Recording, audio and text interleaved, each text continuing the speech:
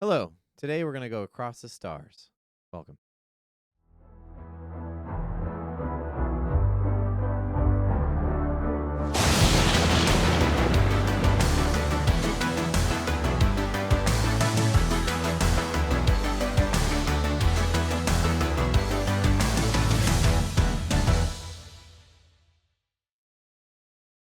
Hello, welcome to the HolmFront. I am Tyler, your host.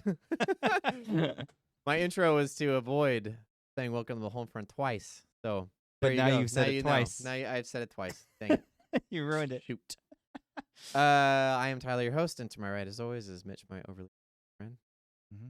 Welcome. Thank you.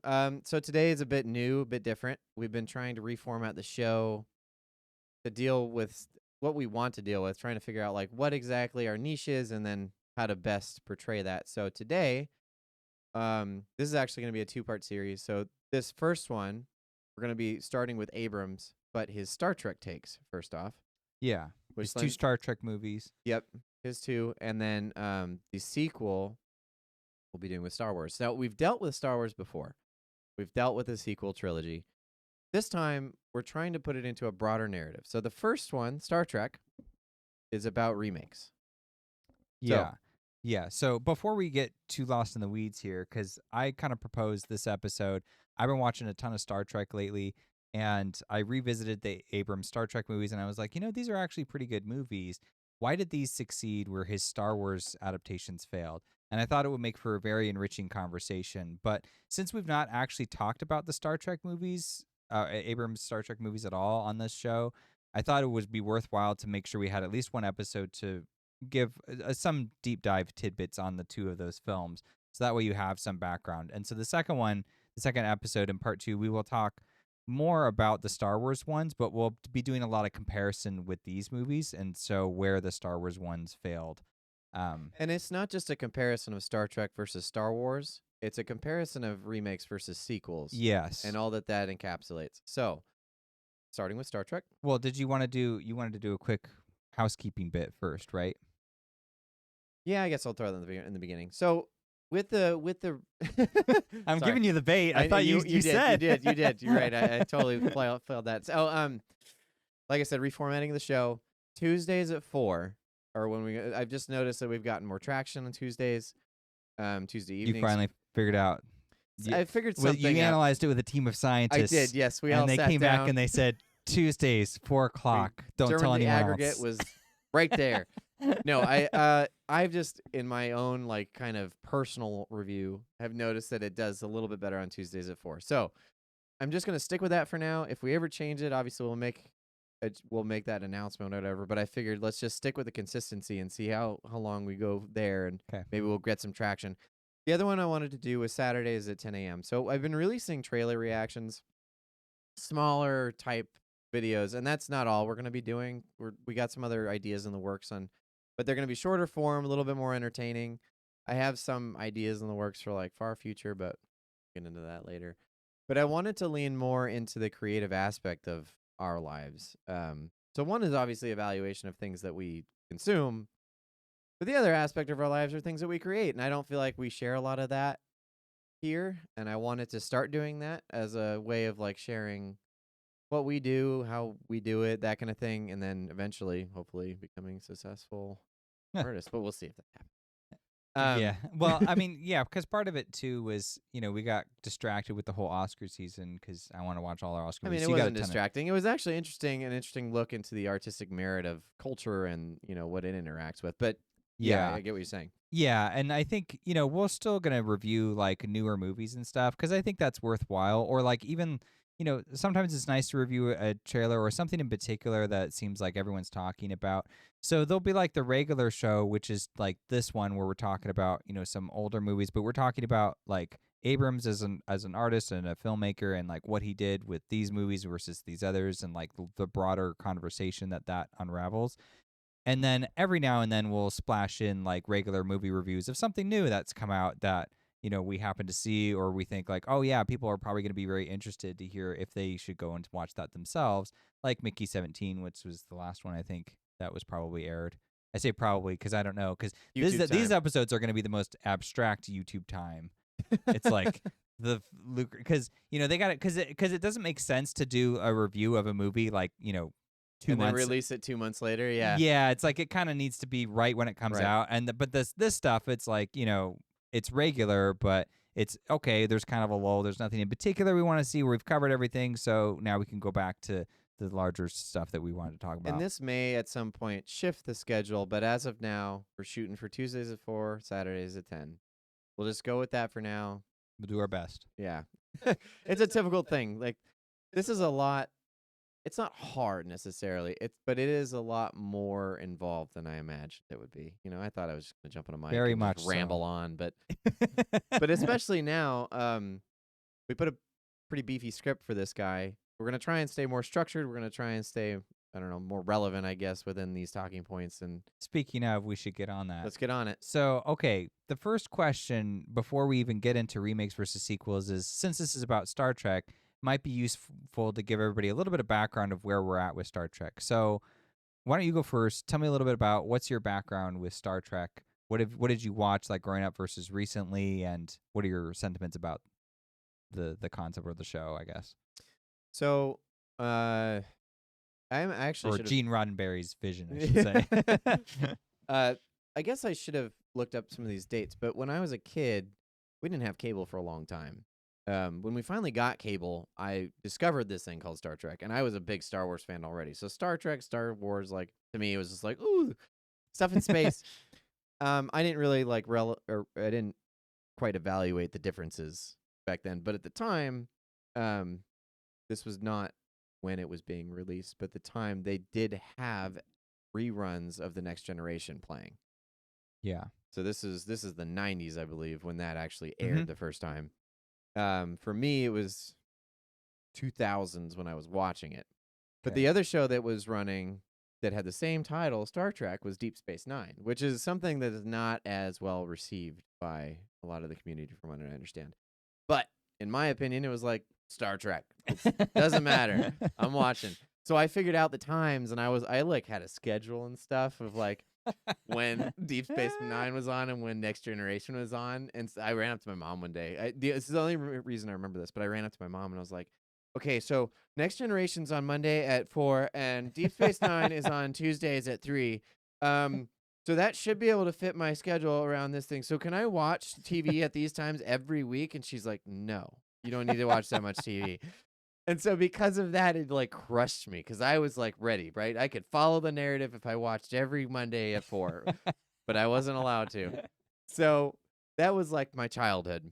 And I watched enough of it to kind of get like, I was a big fan of the Klingons myself. But when 2009 rolled around and I heard that Star Trek was coming out, directed by JJ Abrams, I was like, this could be fun. Who was pretty unknown at the time. He'd only Yeah. really done Mission Impossible. I think Mission Impossible 3, that was the only other film I think he he'd had done. some Lost at the time too. Well, TV shows, right. yeah. his And TV I was show work. familiar with Lost, so I was like, okay, interesting. I wonder what this is going to be like. So I went and saw it, and I was like, this felt a lot more like Star Wars to me, but that's pretty cool. It was a lot of fun. So it appealed to me. Okay. I wasn't evaluating it through the lens of Star Trek. I just thought, oh, this is fun because it seems a lot more like Star Wars. This is a sci-fi that's in that vein that more appeals to me. So Gotcha.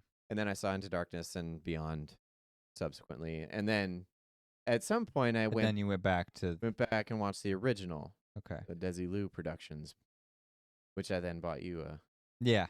full-on metal case. Which Yeah. That thing is sick. Yeah, It's for so cool. a birthday exchange. Yeah. Because we have the same birthday. So he got me a Star Trek, the original series on Blu-ray, and it's phenomenal. And it has like Pretty extras, and you can watch it with like enhanced visuals or just regular. It's great.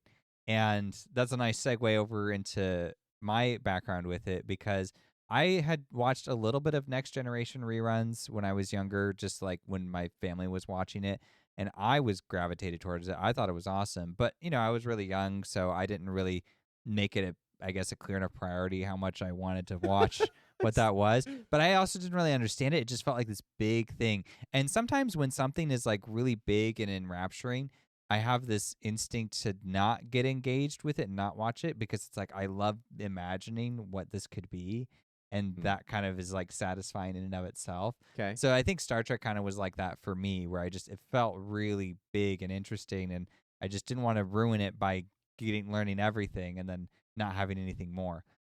which is kind of silly, but that's where I was at with it. So that was most of my take with it. And then I had actually seen the Next Generation movies. I'd seen pretty much all of those except for Insurrection. Okay. So I had seen Nemesis and Nemesis is a great movie. yeah, I know. It's an awesome movie. Everybody thinks that movie's terrible because it's another Wrath Wrong. of Khan remake. Wrong. And Nemesis So is great. great. And It's so good. and actually Tom Hardy is in that movie as the villain.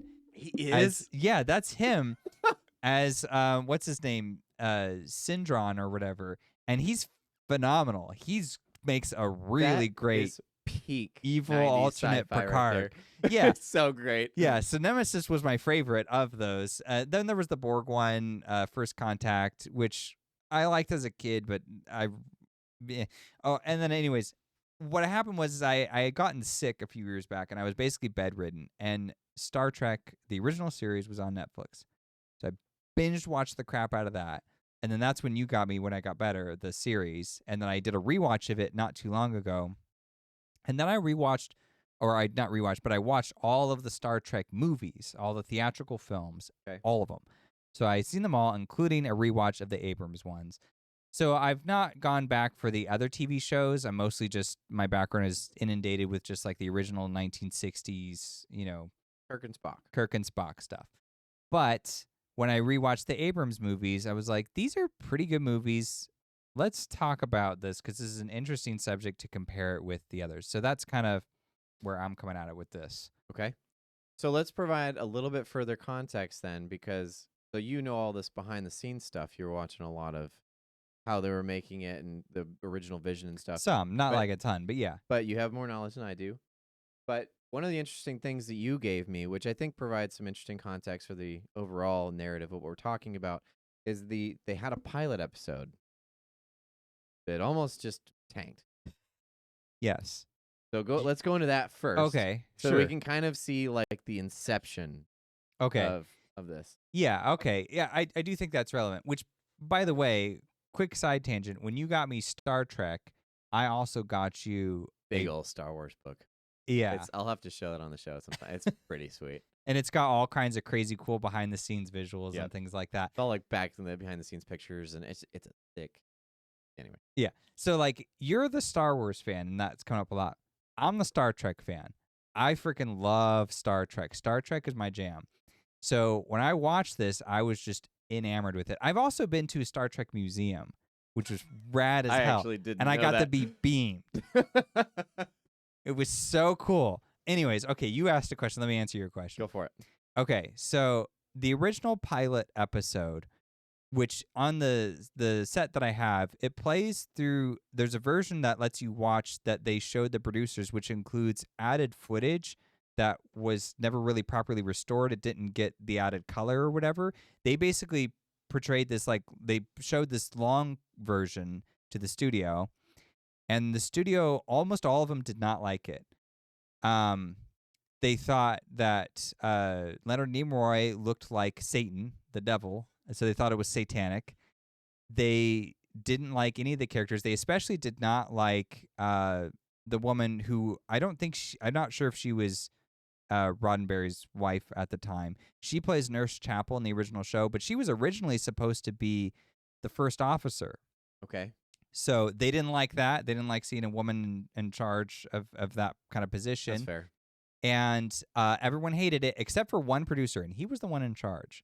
And he said, I kind of liked it. I felt like I was on a spaceship, and that was really just kind of unique. And I liked that there was so much flavor, and there was big ideas. It seemed like there was something really special about it.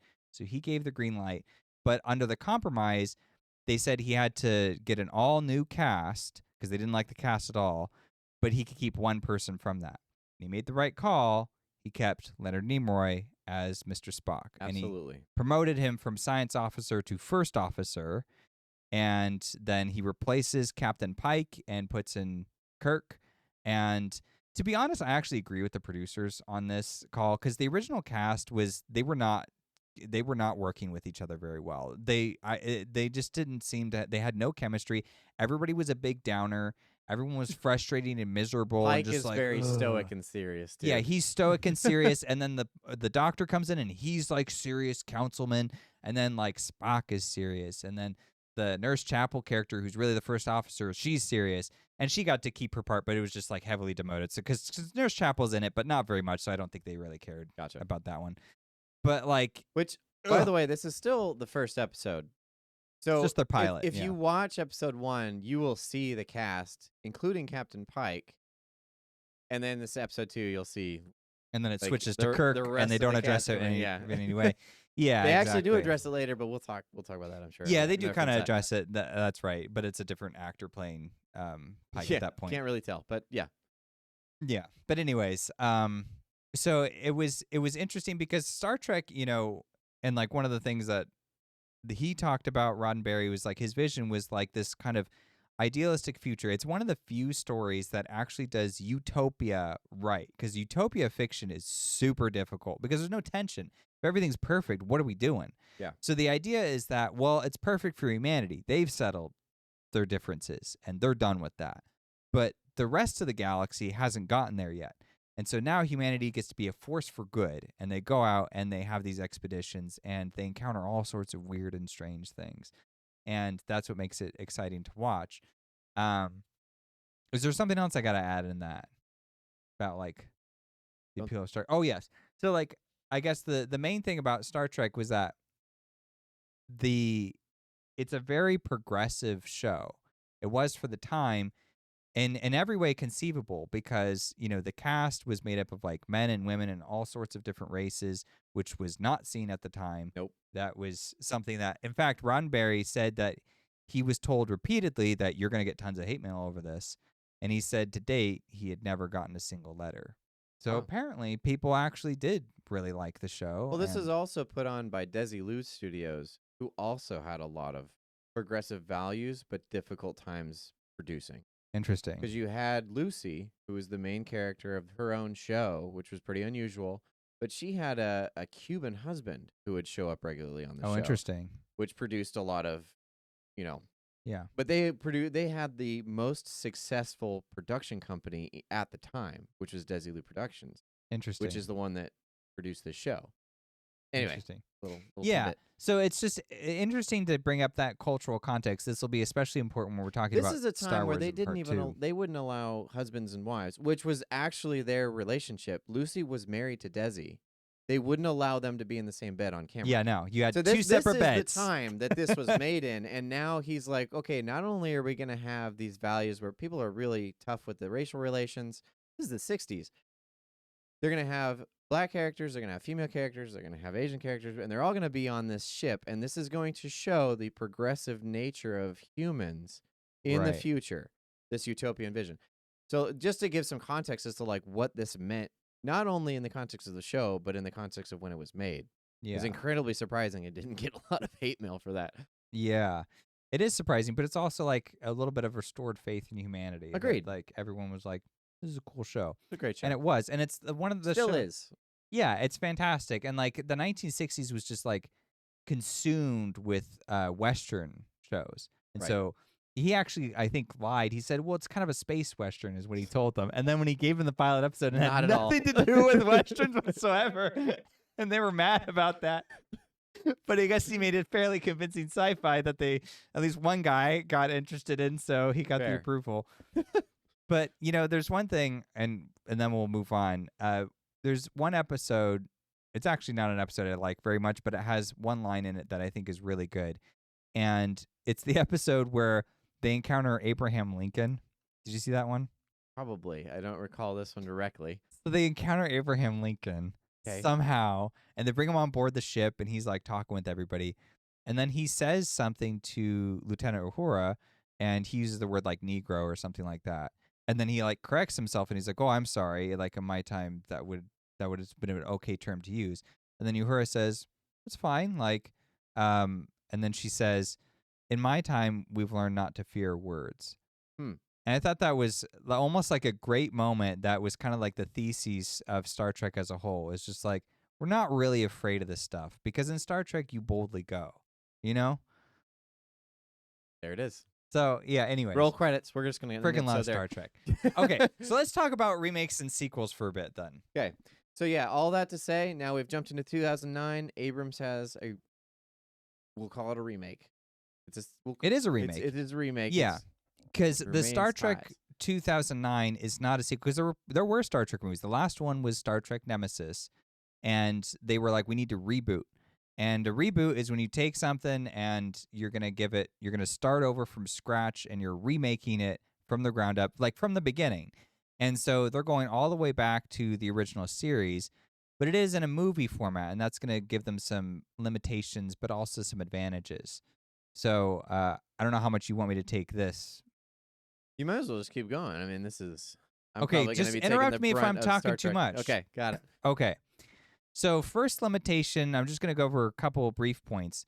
First limitation that you have is that since it's a remake, you need to maintain the original cast. So that means you have to have Kirk, you have to have Spock, you have to have McCoy. And by that you mean the characters, not necessarily The characters, actors. not the Yes. actors. Right. Yes. For This one another, did both, by the way. it cheated with one of them. Yes.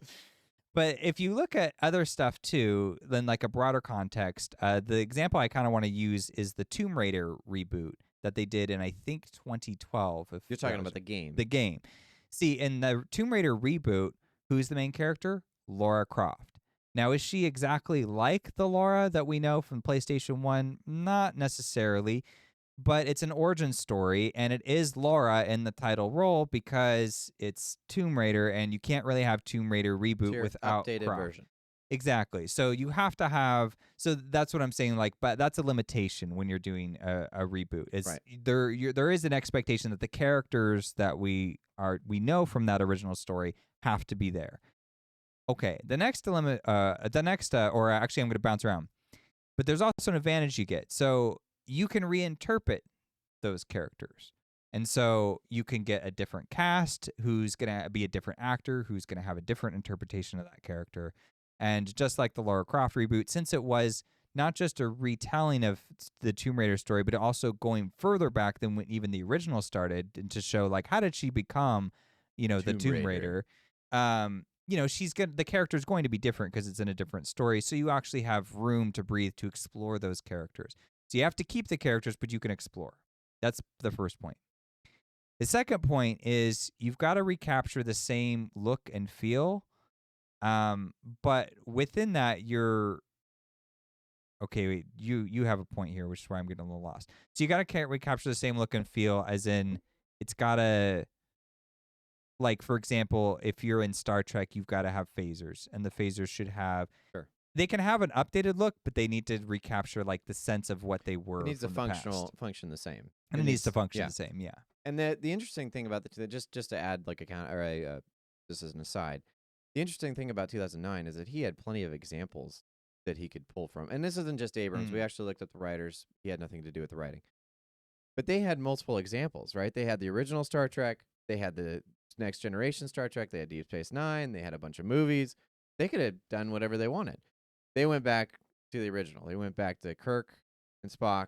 Yeah. And they went back to basics. Do you think that was a good decision? Because that was the way that you would have gone had you written this. Yes, and I think it was a good decision. Okay. Yeah. And then the other part of that is the advantage you get is within a remake, you're beholden to the expectations of updates. So it's a modern take. So like you said, like the phaser has to function the same way, but you're allowed to make it look fancy and nice. Like it would be weird. Like imagine if they made a new Star Trek movie and they were like, okay, it's Kirk and the crew, but they shot it in the same way with the same like budget constraints and the same like crappy like The costumes CGI and everything. Back from the Yeah, 60s. use CGI effects from the 60s, and when they shoot, they got to sit still so the laser comes out properly. yeah, exactly. Like imagine if they did that. Like obviously, we expect there to be an update. Like it's same with like the Tomb Raider reboot. It's like you wouldn't make the newest Tomb Raider in 2012 look like PS1 graphics. There's no reason to do that. Our first crush, some of us. Yeah, yeah, exactly. But there's just no reason to do that. Like you can honestly expect that everyone knows you're going to make it more realistic within the 2012 limitations. Yeah, it's now the modern context. It's okay. It's a reboot. It's fine because it doesn't hurt the artistic value of the property because that's a narrative problem. Right. Where the aesthetic Well, yes, you can maintain because, like, and that's something we'll get into with sequels with Abrams and Star Wars specifically. There are things you can do to honor that aesthetically, Hmm. but at the same time, like, you don't have to put yourself within constraints of the time. Like, because Yeah, he shot it on real film, he used a bunch of practical effects. And that's all Star Wars stuff, but like that's stuff that he's doing in order to recapture an effect. exactly. Within Yeah. Star Trek, it's like, yeah, well, you don't have to render it through a Windows 98 PC and they didn't even have that in the 60s, but I'm saying like they don't have Yeah. to be constrained to that. You can actually make a realistic looking Enterprise because Hmm. that doesn't damage anything in the narrative. That's Right. just like, okay, we're going to just make this look better Right. because of But our CGI effects now. right. But I think it's such an important point because none of the other Star Trek movies before this really did that.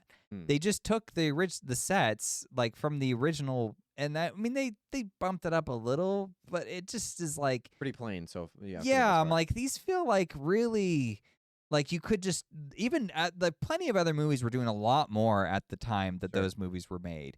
So it was weird how much they felt the need to just go back and make it look so authentic to the original. Like it just made it seem like it was a TV show episode. And in fact, the best Star Trek movies are the ones that actually just are a long TV episode. And when they Hmm. tried to do more, it doesn't feel convincing because they didn't let the production designers and the CGI effects guys Didn't let like them loose. yeah, they like held them back or they didn't give them the budget or whatever the reason was. Sure. Anyways, the last thing that you got to make sure you do is your limitation is that you got to recapture central themes of the original property. So in the case of Star Trek, it's that like progressive theme, but it's also like it should be hopeful. It should have like this, Utopic utopic visions, yeah. vision of humanity, that kind of stuff. But you do get an advantage in that there's a lot of range specifically within Star Trek. I mean, you're looking at the original, show from the 60s. You have 3 seasons, 24-ish episodes a season. That's a lot of different story that you can borrow ideas from. Yeah. So there was a lot of option within that to play around with. So it was like, yeah, it's got to be Star Trek. It has to be utopic. It's got to be, good natured. But there also is plenty of wiggle room within that. Like Star Trek has all kinds of episodes. Some of them are like, mystery focused. Some of them are more drama. Some of them are more comedy. Some of them, can be um, just like really cerebral or really like espionage focused. You've got tons of room to explore within that. Yeah. And I also think when we get into Star Wars, it'll be more apparent. You have way less options, whereas Star Trek is you've got kind of whatever you want to pick at to make it work. Yeah, that's fair. Because, yeah, you had episodes with Q, which were more cerebral and such. And then Mhm. you have episodes where, like the first one, for instance, where he's dealing with a alien race that's experimenting on humans, essentially. Which, again, is the Pike Mhm. episode, but Yeah. like that kind of had a horror element underneath it. Because, like, Right. when they reveal finally what they've done to the people or what they are hiding from the people, pretty horrific. It's pretty, like, oh my gosh, this is disturbing. Again, it's a dark episode, but at the same time, like it provided that avenue of like, well, this is what it could be. This is what it Yeah. could handle, but we don't have to. Mhm. But again, it's an exploration thing. It's exploring where no man has gone before. It's the limitations of space, which could hold anything. I mean, when you look at different uh, properties of sci-fi, you have like Lovecraft, which is all horror. It's fear of the unknown, Yeah. which this can deal with. Star Trek can deal with that, Right. and it does actually. And then it has obviously the adventurous aspects where they're exploring things and learning things and they're finding new cultures and they're making new allies. But then it has the very, very deep philosophical themes. One of my favorites is the one where they go to that planet where they have the virtual wars. And then they have to honor Yeah. the outcome of the war. So if they lose, they're like, well, we all got to go die now. You're Yeah. like, wait, you didn't actually fight a real war, but you're going to go kill yourselves because you lost? It's like, we got to honor the terms. It's like, the whole point of a digital war is that you don't have to go through this. But it was an interesting concept because it's like it's teetering on the edge of utopia and dystopia. Yeah. And it was exploring those themes and how, silly some of them can sound, but how you could reach those outcomes and also how to think about them critically, which is what Yeah. Star Trek opens the door for. I'm glad you brought that up. When we get into Inner Darkness, that will become a little more relevant for that movie, I think. There's one question here, though, that I want to ask you, because when we were doing the notes, I said that it's more important to recapture the same look and feel when you're doing a reboot than when you're doing a sequel. And you, I think, disagreed with that. You feel like the sequel has to be more akin to what came before? That's what I would suggest. Yes. So when you're looking at something, I mean, Star Wars is a great example because they do this weird shift in style. Like for instance, you have the originals, which are very specific looking, right? I mean, they're pretty consistent through the first 3 films. Mm-hmm. But then you have the prequels, and the prequels look very different. Now, there's a reason for that, but it does break an element of immersion because now you're looking at something that aesthetically looks different than the original. Mm-hmm. The reason he did it was because he wasn't constrained by technology of the time, so he was like, well, why wouldn't I use the technology available to me? But then when you have Abrams come back and recapture a lot of the elements from the originals in episode 7, it provided a narrative consistency, continuity that I think was very seamless. Yeah. Aesthetically, at least. It was. And that's nice. I think if you're putting it into a property, the property is now constrained with an aesthetic. And I like that. Yeah. So in my opinion, it's better artistically if you maintain an aesthetic continuity. I understand your point, but in my opinion, when you're making a remake, you have more room to make it look slightly different if you want to. Only aesthetically. Gotcha. Does that make Yeah. sense? No, I get what you're saying. I don't disagree. I just think it's more fun when you deviate. Like I think the prequel. This is your like chaotic nature coming out. But okay, Yeah, go okay. ahead, continue. I like how the prequels do look different, and Sure. because I feel like if they looked like the original trilogy, I would like them much less, and I already don't love them. Fair. But the thing is, because if they did, then they would be held to that kind of expectation instead of being treated the way that they are. So you think that they have more relevance because they look different, but only because the narrative is weak? So what if the narrative was strong enough and it looks similar to the originals? No, it's not about the narrative being weak. It's about the narrative being different.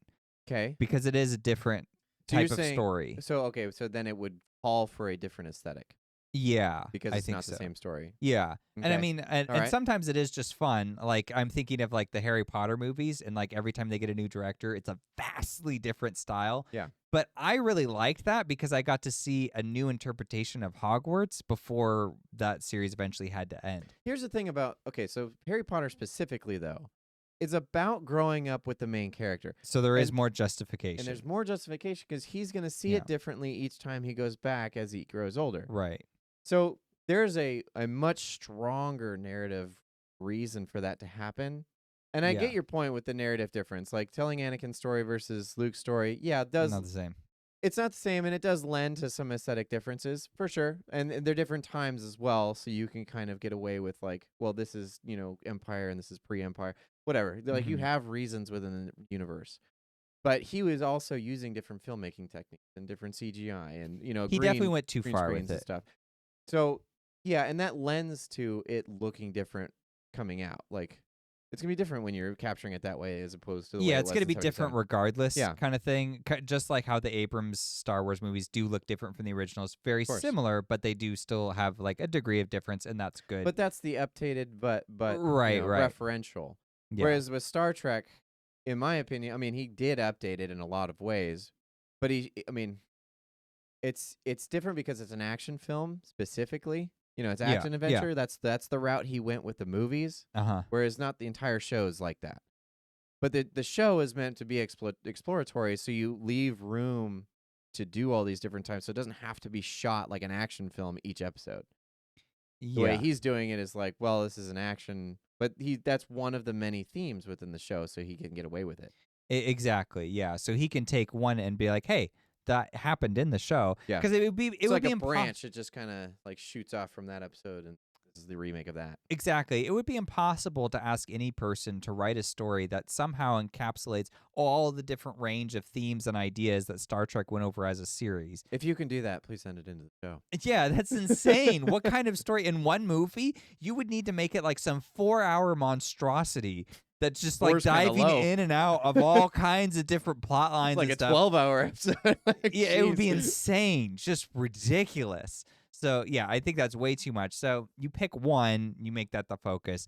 But what I'm saying is it's really important that their uniforms is like the red, yellow, blue. Sure. That's the uniform. That's Agreed. the Star Trek uniform. So what I'm saying is like you can't really portray that. Yeah. The- Okay. So it's sort of like aesthetically, yes, you can update everything, but like the costumes need to represent like the thing that we saw the characters in. You can't just bring the character back. They need to be wearing what they were wearing. But then again, like you got the Tomb Raider reboot, and she's not wearing the same thing at all. But that made sense because like in the Tomb Raider reboot, she's like stranded on an island just trying to survive, and that's her origin story. So again, justification. Sure. If you got good narrative justification, you can get away with a lot. And I think with the Abrams movies, which I think we'll get into now, the good thing about it is I feel like, because I've seen these movies a number of times now, and in watching them most recently, I finally felt like I understood what they were thinking. Like I was on the wavelength of the writers and Abrams. Like, okay, I get why you guys made the decisions you made, so I'm ready to talk about it. So let's take it into it. First thing we're going to do is talk about Star Trek 2009, the good stuff about it. So the first thing I want to say is that the script is really tight and actually pretty well written. It's a nice, focused story. It gets us everything we need to know about the characters to like learn who they are and their relationships with each other, especially Kirk and Spock. That's like the heart of the story. And so they really make sure that that comes together in the end, and it does. There's also nice other touches that I caught that I thought were really good. And I'll give just one example. There's the scene where they hear about Vulcan is under attack, and they got to go offer support. So they get a bunch of starship vessels, and they're going to go out and help them. And what's his name? Pike. He's the captain of the ship, and he's got a fairly fresh crew because he's got like Kirk and Spock and some other people. And he says, like, punch it. Let's get out of here. And Sulu, who's still not quite adjusted, he's like, and he like hits the thing, and then it like stalls the ship. And they're like, have to spend a few minutes like figuring out what's wrong. Then they solve it. It's kind of a funny moment, and then they launch. That's not just a joke though, because that's a moment that stalls them, so they're late to the party. And when they show up, all the other ships have been destroyed, and it changes the dynamic of the situation. They show up more prepared. It gives Kirk a chance to figure out what's going on and warn them. So it was a nice storytelling way of like, this is a funny moment that shows like, hey, Sulu and the rest of the crew are new at this. This is like their first outing out, so it's a little rough around the edges. So that was good, but then it also played into the plot. And so I felt like that was really good writing just to kind of consolidate everything and to do a real simple trick to buy them a little bit of time. Yeah, and to go on to the tightness of the script as well, Kirk's initially not allowed to go on. And it's Bones, the doctor, that gives him an ailment that allows him to go on because he's his personal doctor. And so it's during this delay that Kirk puts together that they're going into a trap. Yeah. And through that, through this delay, he's able to run up to Pike and kind of blow off all the consequences of him being on the ship in the first place and say, I need to save everybody on the ship. So he's now jumping into the role of captain and developing his character early because he knows that there's going to be consequences, but it doesn't matter because otherwise they're going to all die. Right. He's like, well, I'll go to jail, but at least I can warn them and I'll live. Which is such a Kirk thing to do. Right. Like the ship and the crew come first. Right. Yeah, and the greater good. So that's a good point too. Like a great demonstration for Kirk. So that's what I mean. Like the script is just so like it works really well. It was really well thought out. Yeah. It doesn't really waste a lot of time. There's not a lot of fat. Because in that as well, he runs up to Uhura, who had translated something which he had heard while he was hooking up with her roommate earlier. Right. He goes up to her and says, what was that message that you translated? Was it something about a thunderstorm? She goes, yeah, why? And then he drags her to the cabin, to the bridge, and says, translate that to Pike. Pike then puts her in the position where she is in the original show. Right. Because I was like, you accomplished a lot of things here just in this short little 5-minute span. Yeah, exactly. Because like the guy who's currently there, he doesn't know Romulan and Vulcan. And she does. Right. And so then Pike, making the wise decision, is like, all right, well, she's way more skilled at this than you are. I don't know how you got in this position, but you're out. Switch seats, you're out. Yeah, switch seats. And she's like, you're So then she makes it the bridge right away. Yeah. Which, I like that too. It's a nice, good insert. And, they do it a funny way. Like, I like how, he's running around all swollen up and Bones is like trying to Bones inject is him. Injecting him with stuff. He's like, ow! Yeah, Bones like, I couldn't just leave you there looking all sad and pathetic. His hands are swollen, his tongue gets all swollen, he's trying to talk. And he keeps sticking him with needles. He's like, "Oh, you're having an adverse reaction to this." He's like, Yeah. I need to get another injection. This is where JJ Abrams like aggressive, fast pace Can work. can actually work. Yeah, it was funny. It was building characters. It was putting everybody in their position. It was adding to the plot. Everything was really working up, firing on all cylinders. Here's why. Didn't write it. Yes, Someone else wrote it and he directed it. There you go. That is a very It's important your thing winning to know. formula, Abrams. Stop writing stuff.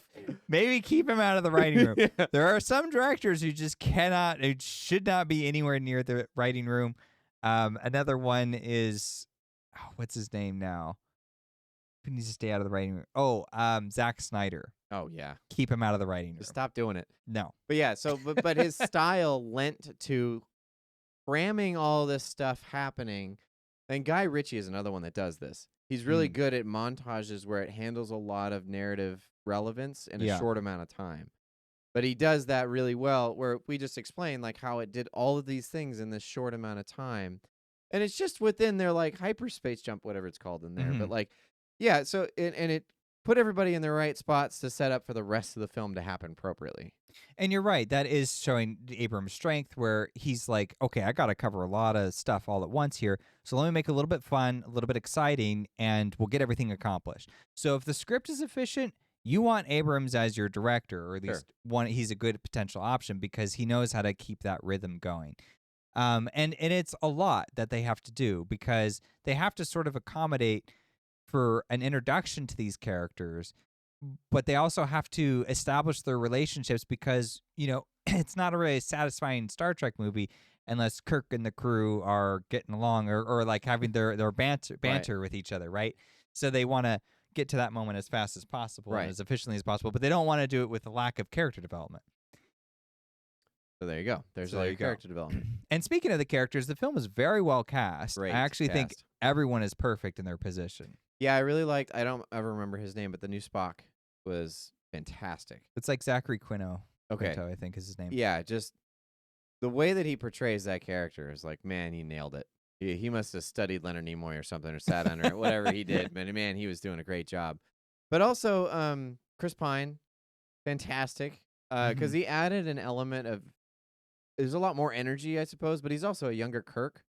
Because Kirk's pretty young, but he holds himself really maturely in the first ones. So he kind of gives an air of older guy, I get like in the 30s or 40s. I think he's like in his 20s or something when he was cast because he was a super young actor back then. But Chris Pine, he's supposed to be like a brand new, just out of the academy, and he's not even supposed to be here because he's just too wild and free. But he coming in and like figuring out his responsibility, he plays that role really well. But he also has an element of gravitas to him because he does hold maturity where it counts. Yeah, and so that comes through. But yeah, and then Aurora, like, and we've already gone over Zeldania. I think this is the first time I saw her. Okay, If I'm not mistaken. Yeah, probably me too. But this is one of those roles where I was like, dude, she does a fantastic job. Like, what? Well, because she has so little to work with. Uhura is not really a main focus. Yeah, so if you watch she the old can show, just... she barely does anything.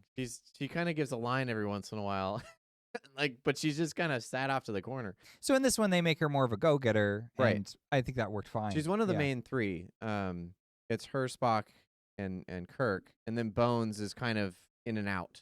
Yeah, he's sort of demoted a little bit, which I love Bones, and I think Carl Urban was fantastic as a replacement. But he's Carl Urban, so... But he is Carl Urban, so maybe that was part of it. His complaining nature is great. One thing I will say about Kirk, though, is I don't know how... I'm sort of mixed on, like, how much of a skirt chaser he is.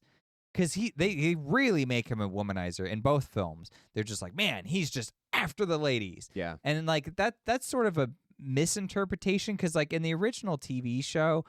Women were drawn to him. Women were drawn to him. He didn't say no, but he wasn't constantly chasing them around. Exactly. Yeah. And also, too, they wrote those episodes... A lot of times they would like hire someone like Harlan Ellison, for example, and be like, hey, could you write us a Star Trek episode? And he'd be like, sure. He would write them one. not really watching much of the show or knowing what anyone else is doing. So he just writes some romance story that he thinks is good for the Captain Kirk to go through. Sure. But then 5 other writers also had that idea Yeah. to do a romance. So then it's like Kirk going through all these different women, and you as an audience member are like, this doesn't make sense. Like Right. he's just now a party boy. But like that wasn't really the character. It was meant that there's one episode that could have happened, the next episode could have happened, and none of them are necessarily supposed to be taken as canon. That's how I Like feel a about it. Star Trek mythos. Yeah, I think that's how they felt about it when they were shooting it. It was just like, sure, that's a thing that could theoretically happen, so let's shoot it. And Yeah, and unfortunately, you're dealing with constraints of an episodic series. I mean, it's exploratory for one, because you're going across space and meeting up with multiple types of people. Mhm. So and he's a naval officer, which even today, like a naval officer, he spends a lot of time on a boat. So like you're gonna go different places, meet different people, and maybe have connections with multiple people, but like you're not gonna stick in there around in that place unless you take her with you. In which case, Yeah. Starfleet probably has policies against that, so you're not gonna just drag her onto the ship and bring her with you. So like, there's potential for that happening, but that doesn't mean that you're a womanizer inherently. Like, right. you might be of low moral character or something, but that depends on how you merit that. Also, it just, yeah, like they made him just a very frat boy-esque kind of. He's over intelligent. He's obviously a highly attractive guy, so he's just like, well, I can't get all these women, so I will. And that's how it came across in the film. Yeah, and that's not really how Kirk was, because and when you watch the show too, the reason why he got with those women was always well explained within the context of the episode. Yeah. And there was usually a secondary reason that was the priority. Very rarely was he just romantically interested in one. In fact, the Harlan Ellison episode is the only one I can think of where he's just genuinely interested in her and finds her really attractive. And the thing is that's the episode where he goes back in time to the 1930s. He's like Depression era, and she's this like philanthropist that he encounters, and he's like maintaining secrecy incognito, and he has as a main objective, but it would make sense for him to be attracted to that kind of a woman, someone who's actually very capable, but also like very, altruistic. So like in here, it's kind of like the extraction doesn't quite land. I had another point with that. Maybe it'll come back to me. Okay. But let's talk a little bit about the nostalgia baiting stuff, because this kind of plays into that conversation. So I do think some of it actually works. For example, as far as nostalgia baiting goes, this film does it mostly right. Yeah. Mostly. Oh yeah, okay. I remember what I was going to say. It's like it has to do with like with Leonard Nimoy's character. So they have Leonard Nimoy play Spock again as an older version. But what the premise of this movie is that it is an alternate timeline of Star Trek. So in this timeline, Kirk's backstory, he still grows up in Ohio, but the difference is that it's like he didn't have like the same kind of upbringing, and in fact, he has like this horrible stepdad who's like abusive or whatever. And that's not like the Kirk from the show. The Kirk from the show, I always envisioned like he's the student who sits in the front of the class and who's like, I have a question. And he's just eyes full of hopefulness for humanity. Like not a wrinkle on his suit, and he's constantly just like, he is the ideal. Yeah, he's like, he's like some Kansas or like, Midwestern guy. He's like Superman. He's like a Clark Kent who's just like a good guy who had like good parents, who's just classic all ideals, about classic ideals. Yeah, fundamental, just like traditional. That's how I kind of saw Kirk. In this one, though, he's got this like vicious, evil stepdad, and his main dad, his actual dad, is like nowhere to be found. Well, he died. He dies. Oh yeah, that's right. He dies at the beginning of this movie. The other Chris dies in the beginning of the movie. The other Chris. That's right. I forgot about that. Yeah. So that's a change. But the whole idea with this movie is that it's an alternate timeline, and so there's this time shenanigan in which I know you hate, so we won't talk about it too much. We won't poke at that beast. They very lightly touch it. They're like, just connect us. We don't really want to play with it anymore, which is fine. Good for you. Yeah. But in Star Trek, time travel is like, there's like 8 episodes in the original series where they time travel and just ruin so much of what would actually happen in reality. Here's the thing. Okay, so I will make an exception here. I still don't like it. Don't get me wrong. Okay. But Star Trek specifically is dealing with higher philosophical ideals, right? It's asking questions in order to present arguments. So within the time travel, I mean, the new one is just to connect it to the old one and kind of like give it a jumping off point to, qualify its own narrative. But with Star Trek, the way that it's designed is just to be like, it's almost like positing the question, well, what if you could go back and kill baby Hitler or something? It's like providing the reality that that could happen and Mm. what kind of questions would that arise, right? Is like, well, we have the capability, but what would the consequences be? And so it just posits that question. So it Yeah. provides the reality in which you can posit that question realistically. So like I get it in that way. It's when you start playing around with it, like in Marvel or something, then it's like, anyway, Yeah, well, because that's the same principle as the romances, is that it's an isolated right, thought, episodic, episodic, exactly. So, anyways, but some of this works, right? So it's an alternate timeline. It's the Kelvin timeline, and then it kind of branches off from it. It's kind of, a bit of a cheat, but I think it works very well for Star Trek because there's already a precedent of doing timeline shenanigans. But also, like, you're doing a reboot, so if you're doing a retelling, I mean, do you want to be beholden to like the massive catalog of Star Trek episodes?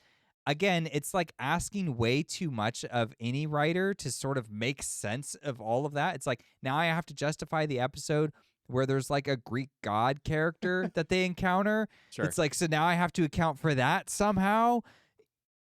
Way too much. So, Especially just in a film, you're not getting a show. yeah, You you're don't not get to getting address it all. Yeah, right, exactly. You just get one movie as far as you know. So sure. you've got to make a sensible film here. So they correctly like deviate away from that, but they do retain Leonard Nimoy reprising his role as Commander Spock from the timeline that we know. And he gets to interact specifically with Kirk. And I like that most of his interactions have to do with interacting with Kirk because it's sort of providing that connection point between the two. And here's this older, wiser Spock who's like, well, you're not the captain? How come? That doesn't make any sense to me. And Kirk's like, why would I be the captain? Everybody hates me because I'm loud and obnoxious. Right. And even though I was right and saved all their butts, And so they have, some funny banter, but it's kind of it's allowing us, because we identify with the Leonard Nimoy character, the older one. And so we're like, okay, well, now we get to see kind of from the sympathetic that we've been sympathizing with the new Kirk, and then now he has to meet the old one that we know. So a merging of them, like that was good nostalgia bait in the sense that it actually had something to do with the plot. And the other cool thing, a kind of a sub moment in there that I really liked, is that Spock explains the backstory of the villain Nero to him, and when he does, he uses the Vulcan mind link. And when he does the Vulcan mind link, it shows visually what's going on. And that's not something the original show did, but that's harnessing the medium of film to actually like tell the story. And so it was a nice moment where I was like, that's a good directorial move. Be like, it's not enough to just have him read it off. Let's show something that represents that. You have a visual medium, make it happen on screen. And well, especially when you have this ability that's kind of ambiguous as to how it works. So giving some kind of representation is not going to damage the narrative of Star Trek. Like, it's still working within the rules. Yeah, to expand on the nostalgia Right. of what came before and actually give us something that we weren't able to see before. Now But we get to. it also accomplishes other things, right? Yeah. So for one, Spock and Kirk in this film have been shown to not get along. Right. Right. Kirk is the progressive, like, run ahead, ask questions later. Spock's a very logical, step by step, and so they have different styles and they butt. When Kirk is faced with Leonard Nimoy, he now gets to see what Spock could become. For one, Yeah. for two, Spock gets to kind of share a little bit of the contrast that they have in his universe, and then they get to connect. So now Kirk has a mind meld with Spock and gets to be a little bit more sympathetic with the character, Yeah. not with the one that he knows, but it is what he becomes. technically the same character. So now he's able to see him in a different light. And then what he's asked to do subsequently, he feels bad about, but I think it kind of solidifies the connection he has with the character. Yeah. And we'll get into that. No, I think that's a great point. Yeah, because he comes away from that and he's like, whoa, okay, so you do feel. Yeah. Because he was under the impression, I mean, he didn't really know Vulcans very well, and he's like, this guy just seems like he doesn't feel anything. What's wrong with him? He's just so methodical. He's just like, and maybe, Kirk would have been more open-minded, but would Kirk have been that open-minded if he was younger and also like had a rougher upbringing? It's kind of like, Sure. I get where you're going with that, right? And it makes, like you said, it's all about getting us to connect with both characters, the new versions of them, so that way they can, have character development and like fresh character development. Right. And I think those are good things as well. Yeah, because you get a little bit of that over the course of the show, but like we said in the beginning, that the episode 2 is that they already have a working relationship, Kirk and Spock. And so they do deal with some differences of the logic versus the emotion, which, is demonstrated by the two, but like they already have that relationship. So this one is like, well, how do they get to that relationship beforehand? And so you get to see a lot more of that, and they do it pretty well. I think Yeah. it was handled well within the film with it. But my point mostly with that was that they handled all of that within that short moment, which is another testament to the tight script writing that they had, was that it wasn't just to show the backstory of the villain. It was also to establish further the connection between Kirk and Spock. Yeah. That double Which is great. layered their stuff was great. And I also like, when they kind of solidify their connection, their friendship near the end, there's a moment where Kirk makes some suggestion and it's like bonkers. And then Spock says, like the younger one, he says, I would cite regulation, but I know that you will just ignore it. Yeah. Now just kind of accepted that Kirk doesn't care. Yeah. He just fathoms it in his head and goes, that's not that route. I've been down this road. I'm not going to do it again. Like, I don't make the same mistake twice. Right. So So you use I'm just going to logic. present Yeah. it to you. That's what's going to happen, isn't it? So I'm not sure what my new solution is. I don't have one yet. Right. So he just wants to be like, well, I've stated my opinion, so do what you will. Like a dad, like, go make your mistake. I don't care. Enjoy. Yeah. Don't come crying to me. That's the best I got. And it also like comes up again a little bit later when he's thinking of leaving Starfleet because that's the logical thing to do. And then his older self speaks back and is like, maybe you should do what feels right. He's like, what do you mean feels right? And he's like, look, I know what it's like to do what feels right. You don't. Yeah, which is another thing. Before we jump off this point, it was a nice justification for Leonard Nimoy's presence in the movie, because he does go through the time warp, but it wasn't just to connect the villain. It was also to establish a relationship between the new Kirk and Spock. So it had all that. Like I said, multiple elements. It was layered and it was well done because of that. And you get to see Leonard Nimoy on screen again. Doesn't like that. Exactly. Great. Okay. I think the last point. Did you want to go over Pike, or do you want to? We kind of did that. Yeah, I feel like we kind of did that. We just wanted to say quickly, we liked how Pike was redefined because he was the original captain who gets replaced, and in this one, he's more of a mentor. Yeah. And that becomes very needed for the new narrative that Kirk is undergoing. But I think you said it best when we were writing it. You were like, it's kind of like a meta reference of some kind. Yeah, because it's nodding at original Star Trek fans that are going to understand that reference. Because, like, when I watched it first, I didn't know who the heck Pike was. I just knew that he was part of this movie that's kind of a mentor character to Kirk. But then when I watched and I found out about the pilot episode, I was like, oh, that's kind of neat. That's kind of cool, the way that they, like, well, kind of a nod to the original actor, kind of a nod to original Star Trek fans.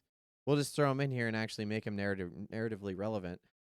But he's a really strong character as well. And so portrayed, I forget the actor's name, but he's portrayed really well by that casting as well. So the thing that kind of wraps up his character in a nice little bow is that Chris Hemsworth, by the way, is in this movie.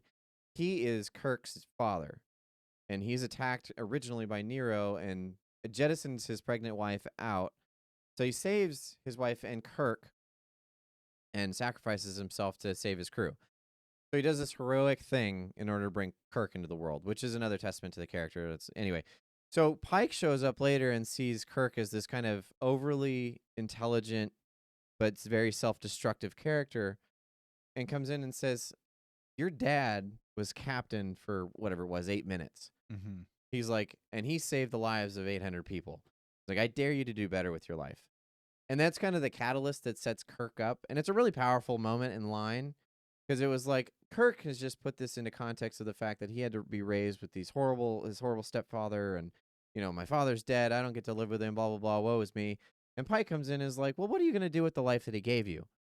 You're sitting here getting beat up in bars and chasing skirts, but like, maybe you could do something with your life since you have so much promise. And it kind of sets up the like, not only where he gets his morals and values, but also how he could become a captain. Because it's like, yeah, his father was a captain for 8 minutes and saved that many people. If he could live according to that standard, that code, what he could do with that. And then, it lays the foundation for what, Star Trek could be with the context that you have. So Pike is given this enormous role within Kirk's life. So it's like, it's this meta level nod to the fans, but also within universe, it's a nod to the Star Trek. So Absolutely. And I actually really like that scene too, because he's speaking in the language that Kirk responds to. Yeah. I dare you to do better is this challenge. Yep. And Kirk can handle a challenge, which is why he's butting heads so much with Spock. Because Spock's like, it's not confrontational. It's just logic. We just follow the logic. We just follow the rules. Yes, it is. It's a test. I could beat it. Exactly. Yeah. So, yeah. And then he obviously responds to that challenge by saying, well, what does it take? 4 years to graduate the academy? I'll do it in 3. And it's just like, and it's a good, it's a good call to action, right? Which any story needs. But it's one that's really relatable. Is like, what are you doing with your life? Are you just wasting away the talents that you have? And some would say we're doing that here by not writing. That's ourselves. fair. That's fair. Yeah, just running a YouTube channel, idiots. But it was an interesting, that's a relatable call to action. So it kind of gives you a window into what then becomes Captain Kirk as we know him. So absolutely. Anyway, yeah, great film. Final good thing, and we won't elaborate, promise. Just that the production values are top notch. One thing that Abrams can always deliver. Yeah. Looks fantastic. Like the view screen is like a window out into space, which is just great. And then they just have the image come up when they're talking with someone. So that way it just feels like you're connected with the space that they're traveling in, which feels really very good. Practical as well. Yeah. And then the transporter room looks very authentic to the original. So they did a phenomenal job on that card. I mean, that's another real strength of Abrams is just like, it's like, and like the phasers too, like the look of the phasers. I'm like, yeah, that's perfect. That's super cool. Really it's rad. Classic, but also pretty modern looking. Yeah, yeah. And it does this little like flip thing for stun and kill. It was like that was awesome. A really novel like introduction. It'd be like, why didn't it just do this? It's like, yeah, that makes sense. Like just flicking something again. It's not very visual, so when you see it like flip over, right, and it's like a different color, you're like, that's like okay, that makes that would make sense. Like for them to do it that way. So yeah. Really, really good job on that. Okay, but we do have a few criticisms for this movie, so let's talk about just some of the negatives that don't work quite as well. And some of this has to do with the fact that it is a remake that's trying to connect to the old version. So within the broader context of the foundations that we've set up, we'll go to plot holes. So I'll go with the one that really stood out to me first, because I don't know your second point here. But the contrivance to get to Spock. So here's a brief synopsis here, is that Spock apparently was involved, or lightly involved, in the destruction of Romulus in the prior universe. Nero is upset about that, so he wants to get revenge. They both come over to this universe, and he wants to destroy Vulcan and make Spock watch. I was like, okay, sure, whatever. Pretty generic villain stuff, but we'll deal. He sends Spock to a nearby planet to see Vulcan be destroyed. Okay. It's like on one of Vulcan's moons or something. Yeah, which I didn't like as much, because I was like, why wouldn't you just... Well, I'll go into that later. So, but he throws him into this planet. Spock and Kirk get into this argument where Spock subsequently beams him down to that planet. Oh, he launches him in a pad, in a little shuttle escape pod. Shoots him down there. He jumps out and gets chased immediately, which is an Abrams thing, by this giant monster, right? Because no one can walk anywhere. No. So we got to run here, too. Got to run for your life. So this thing chases him, and as he's running, a bigger monster, just as he's about to get eaten, a bigger monster comes out and gets him. Always a bigger fish or whatever. There's a bigger fish, a bigger laser, a bigger explosion, a bigger planet gets destroyed. Well, that's a big monster. More what running. if a bigger monster came out and ate that one? So they have that. And then the bigger monster turns and looks at Kirk, chases him down, and then Spock just shows up. So I was like, okay, wait a minute. Hold the phone. You're telling me that not only did Nero beam Spock down to this planet, which is an ice planet with nothing on it, at least in the area that you see, then you send Kirk down to nearly the exact same spot, in which case he's chased in the exact correct direction to run into Spock. I was like, give me a break. It was just way too contrived. I was like, there's no way. You understand that a planet is bigger than the radius of 2 square miles, right? Like, It's big. Earth is a planet. There is 8 billion people here. The world must be very small to JJ Abrams. All of them, all the planets he deals with are just way too small. I was like, okay, one human found another single human. How? He wasn't looking for him. He didn't even know he was there. So I was like, I can't, this is too many. What I would have done was Nero would have sent him out on his ship with barely any fuel, not enough to get anywhere, right? Just enough to have life support long enough to watch Vulcan die, and then he would die shortly thereafter. Because it doesn't make any sense. Why would you send him down to a planet where he might live? Just let him die after. Anyway. So that's what I would have done. It's still a little bit contrived, but at least it has some more. Because then Enterprise can sense a life form on a drifting vessel, because that's what Enterprise does. And that's what it was doing in the beginning. It was going out to save Vulcan, so it would have been looking for life forms. It would have seen that and gone and rescued Spock. I understand because he's trying to avoid the other Spock initially, so I understand that provides some other problems, but it feels like it fits better in the narrative. And that's just my 2-minute response to that and my fix. But well, it could have been that Spock is able to gain control of a ship enough to crash on the planet, and they sense him, but they don't do anything about it because they're concerned with the Vulcan situation. They don't have time. They're like, that's not important right now. It's one ship. The needs of the many. And Kirk goes and looks for him or something. Yeah, well, yeah, maybe something like that. But at the very least, it would be funny because Spock, as acting captain in that moment, would be like, well, we don't need him, and it's himself. Yeah, it's himself. That's funny. Screw that guy. He can die. But it would be appropriate for him to say that about himself too. Yeah, which it's a logical also option. Funny. It's a logical option. The needs of the many or whatever. So yeah, that was too contrived for me.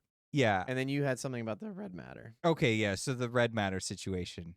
And if you've seen my other instances where I've railed on Abrams before, how he likes to blow up planets with it's like a speck. But it's like a speck of this red matter liquid thing. But I'm not even going to complain about that. It's ridiculous, but I'm just letting it go. It's fine. What's less fine is, and it goes back to the moment that I actually liked. And this is why I had so many problems with this movie in the past, because I couldn't just accept the good moment about how Spock or Abrams is depicting visually what is happening in the Vulcan mind link or whatever.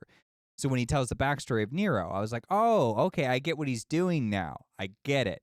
Because before, all I could think about was the fact that the Romulus planet is going to die, or everyone on the planet's going to die because their sun's going to go supernova and kill them all, right? And so Spock says, well, I'll help you. And his plan is to go and send this red matter into their sun and absorb it so that way it doesn't explode and kill everybody. And what happens is something goes wrong, and I can't remember what it was, but Spock is he arrived too late, or there was a mistake, it didn't work. And so him and Nero, his ship, they get sucked into the black hole that's created in the red matter too late, and they get sucked in and sent back in time. But at that point, the detonation has already gone and destroyed all of Romulus. And that's what prompts their revenge. Here's my question. If Romulus doesn't have a star, how is anybody going to survive more than 10 minutes on the planet? I'm assuming they need heat from their sun. No. Shut your mouth. Wait, he didn't say it was 2 suns or something? I can't remember that detail. It's just the one. They I'm going to steal your life force, but don't worry. You'll be okay. Everyone freezes within the matter of seconds. This didn't work the way I thought it was going to. So sorry. What the crap? Well, we don't need to worry about science stuff. It's a science fiction movie. Abrams. Then again, he didn't write on this one, so script writers, whatever they're. Yeah, but clearly, if you don't account for the size scale of the planet as the writer, then Abrams certainly isn't going to help you out there. Fair. Yeah, he's not going to have his team of scientists come in like Chris Nolan. Yeah, and make sure that it has some good logic behind it. But it's just again, the same premise of the planet is it's not like you're evacuating 50 people. Right. It's billions of people. You need ships. You have to escort them on ships, and No, you would you need know. You would know well in drop, advance. 1 drop of red matter. That's all you need. You would know like years, decades, even centuries in advance that this is going to happen. You would monitor the sun, and you would know. You would know when is going to happen, at least the range of, oh, yeah, probably within the next 100 years.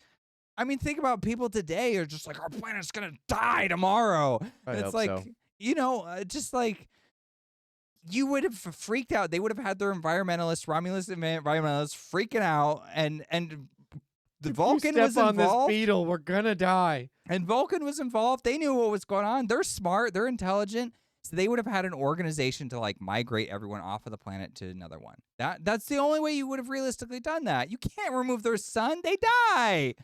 So anyway, so the whole movie, it was just, the first watch was like, why is he mad at Spock? Everyone would have been dead already anyways. Right. Like, he didn't do anything.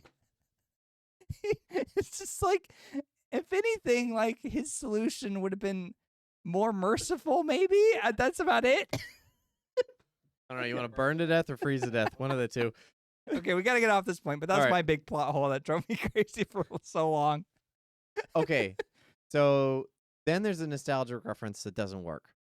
Okay. I guess I'll just take this point. So in Wrath of Khan, they use this insect to get the truth out of somebody. Oh, yes. Which is fine, whatever. And that's the original Wrath of Khan. This unique insect on this remote planet. Yeah. That they stranded Khan on. And his people.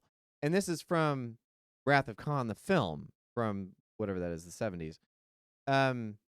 In this movie, Nero, the Romulan from planet Romulus, uses the same insect on Pike. I understand the reference. It's in Star Trek. But it's too much of a memberberry without having a reason to be there. Because it seemed like everything else was carefully crafted to have a justification. This one's just like, well, this was in Star Trek one time, so it can be here, right? And it's like, no, Khan had that on this planet. Nero has no reason to have access to this. And also, they never resolve it. They put it in Pike. Yeah, and he just has this insect in him. Yeah. He's like, I'm fine, guys. Yeah, let's go. Do you want to talk about anything? When he gets rescued, they're like, let's go back to the ship. And he's like, all right. Like, we don't want to mention the problem. Whatever. Okay, sure. Yeah, he's got a tapeworm now that he's just going to deal with. So it doesn't work, but it's again a reference to like, oh yeah, I've watched other Star Trek movies. Like, cool, but like, who cares? Yeah, they're doing this interrogation of Pike because they want to know where Earth is. And it's like, look, you can't use this on it because the way it's depicted in Wrath of Khan, it's like a death sentence once this thing gets in you. You're done. So, like, I mean, they do remove it, or there is a way to kill it or something like that. I can't remember what it was in Wrath of Khan because it has been like a month and a half or whatever. But, like, it's really bad, and it, like, destroys your mind if you don't follow orders of what your command is. Like, it's so much more than just, like, an interrogation tool. Right. And why would he have this? He was just a miner. He just mined rocks. How would he have access to this thing? Bull. No, there's no way. So, too contrived. Anyway, so moving on. Okay. So, yeah, next one's on me. Kobayashi Maru. Yeah, the Kobayashi Maru. That's what it is. So, okay, a lot of people have a problem with the Kobayashi Maru, and it's another reference from Wrath of Khan where it's like this simulation that a Star Trek or a potential Star Trek captain has to go through. They have to take this test, and the test is known for being impossible to pass. And the idea is to experience fear, or so they say anyways. So in this version, Spock has designed the test, which I think is fine. I don't think who designs it really matters that much. If anything, I think that works because then it creates the contrast. Like in Spock's mind, everybody has to experience fear from this test, so that way they can, learn to cope with that interaction. Now that in and of itself it makes sense what they're trying to do. It's a little logical though, because you're not really going to be afraid when you're taking a test. You have to think that it's fake, or you have to think that it's real, right? So you would have to be just like going about your day, like sitting in class, and then suddenly like the door gets broken down and guys walk in with guns, and you're like, whoa. And it's how do you react in this situation? And then at some point they pull off the mask and they're like, okay, test is over. And it's like, oh, I was being tested. I didn't know. That's how that would need to be done. But regardless, let's put that aside for a minute because, again, this is about a character moment and establishing the contrast between Kirk and Spock. That's what they need to accomplish. But it's a little bit sloppy. And when Kirk actually does take the test, he's cocky, he's eating an apple, he's acting like a total jerk, and he's just snarky, and he basically just rakes and cheats the thing. And people didn't like that because they were like, well, Kirk isn't a cheater. But I thought his explanation in the conversation in the hearing is fine. He says, like, well, if I'm not mistaken, he's like, the test itself is a cheat. I mean, you programmed it to be unwinnable. And it's like, yes, under fair parameters, he's right. Like, if you make a test unwinnable, you're cheating. Like, tests are meant to be passed or failed based on your performance. And he's like, you didn't provide that. So I did the only thing I could do, and I had to clear the test. And the only way to do that was to cheat myself. So that's what I did. Now I win. And he's in the practicality of that, I do think fits with Kirk, even though people are like, oh, the cheating thing. Not so much, though. Kirk is like, look, the outcome here is like, you want something out of me, and you want me to feel a certain way. And that's not respecting me as an individual and as a human. You know, I need my pain. You know, like, I feel my own things, and I feel that you're mistreating me, and you're crossing a line here. So now I will cross a line to let you know, if you want to go to there, I'll go there with you. We can talk about this over that line. That's fine with me. And that sounds like it adds up with Kirk in my view. The thing I don't like about it is they never really resolve it. The question so I guess I have a weird problem with it, in that they're debating it, and it's mostly like there's not really a whole lot else to say. But I really like in Wrath of Khan how he explains that he got an accommodation for out-of-the-box thinking. And so I wanted that to be said by the Starfleet people, to be like, no, I wanted someone to be like, I think what Mr. Kirk has presented here is compelling reason. Do we not want starship captains to be out-of-the-box thinkers, to boldly go? Is that not what our parameters are? And then mumbles for a minute. And then they kind of give Kirk a pass. They don't need to give him an accommodation, but just like they let him go. And, you know, Spock can be like, what? But it's like a representation of Star Trek, or I mean, the Starfleet Academy, which is really vague and ambiguous in this. And I think that was like an important thing about the world that it would have just been nice to have. So I get other people's problems with it. I think it's more or less fine because it's really just about getting Kirk and Spock to, like, you know, catfight a little bit and get their tension going. But at the same time, I would have liked the representation of Star Trek to be more complete. That's all. That's fair. Yeah, I think that's a good point. Having an out of the box, because you want someone thinking out of the box, right? Someone who's going to figure out a problem and find a solution to save lives, because that's the point. But the point of the test, as explained in the movie, is that you're supposed to understand what this is like when the situation arises. But in Kirk's mind, it's like, well, what am I supposed to do? Just give in to hopelessness at that point? Because, like, you're just teaching me that at this point there is no solution, and now I just go down with the ship. Yeah. I'd rather find a solution in order to avoid that from ever happening. And that's the consequences, right. You know, whatever. Right. And I'll just, that's the mode of thinking I'm just going to stick with. And so they're interesting points of contrast, but at the same time, yeah, you're right. They didn't quite nail home Kirk's point with the outside of the box thinking. But yeah. Fair well, enough. and the Starfleet, I just really think Starfleet should have sided with him because that's part of the utopic image that or the original. Society. Yeah, because I mean, they should be siding with Kirk, and that can confuse Spock, and he could be like, "Wait a minute, they're not following the rules," and they're like, "It is the rules. The rules are the thing that changes all the time, right? And we adapt to it. So we don't try to control the galaxy." We try to contribite to the galaxy. So if the galaxy survive in it, obviously. Yeah, and so if the galaxy's asking something of us and we're not willing to go there and meet them halfway, what's that say about us? So Starfleet would understand that complexity. And so when he said that in the older movies, I was like, yeah, that matches up exactly with what Starfleet should be about. Gotcha. Like, they still have the regulations, but they would be they're an idealistic, like, you know, future organization, not a real world one, and that's important. Right. Which is why it's utopic. Yeah. Okay, last point. Too much punching and choking. Too much. Way too Just much. way too much. So much choking. It's a ridiculous amount. It works in some of the scenes and some of the scenes not so much. But that's a nitpick. So anything else you want to add on that? No, I think that covers everything from that one. So we should move on to Into Darkness now. I don't think we have quite as much to say about this one, but there's still some interesting points. Yeah, so that was mostly the structural foundation to work within, the parameters of a remake, but also what that means according to Star Trek.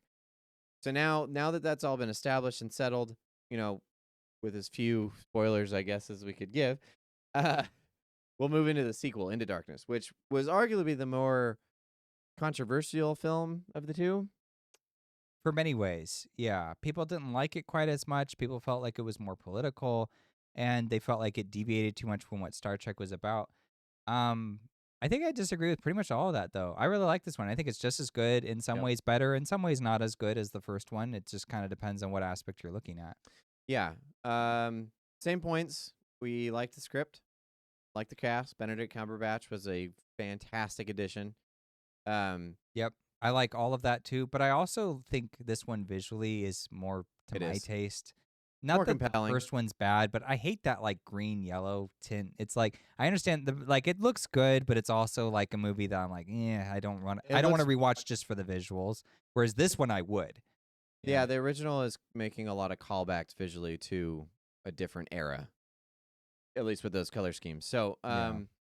This yeah. one has more like blues and blacks, and Yeah. that's actually really important because there's a greater emphasis of like mystery, and there's like a slow unraveling of what's going on. And so they're like in the dark, I mean into darkness, right? But I mean that is actually very fitting, and I think the color palette and like the execution of the film feels like, I mean, it's a sequel, so like part of a sequel is you gotta raise the stakes, and you also, this is like where there's gonna be more of a low point. And whether it's only 3 entries or whatever, like usually second entries where like things get a little rougher for the characters, and then you can kind of go up and down and do other things. But I think they accomplish all of that very well in this movie. Yeah.